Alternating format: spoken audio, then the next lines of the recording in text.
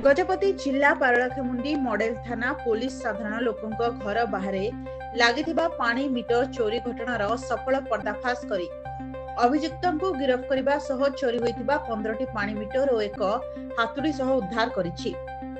थाना case number 319 जुलाई 2024 US 303 BNS RW sector 3 prevention of damage to public property act तदंत समय पारला आदर्श थाना पक्षरु IOSI कौतुक सेठी सीसीटीवी फुटेज स्थानीय तदंत वैषयिक जांच एवं गुप्त सूचना को आधार करी गजेंद्र साहिर 27 वर्षीय ताडू तुरी विष्णु को संदेह करा जायथिला।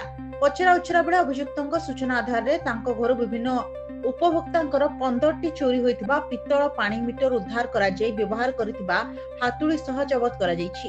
तदंतर जना पड़िछि जे पारलाखेमुंडी जनस्वास्थ्य विभाग PSP पक्षरु प्रत्येक उपभोक्ता को प्राय 7000 मूल्यर पानी मीटर किस्ती आकार रे प्रदान करा जाय।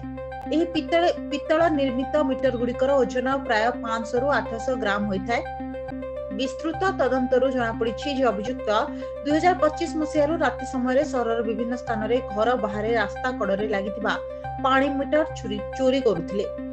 परे सेही मीटर गुडी को स्क्रैप व्यवसायीक निकटरे बिक्री करा जाउथिला, जेउथिरे सेगुडी को तरलाई किबा भांगी नष्ट करी बेआईन भाबे बिक्री करा जाउथिला।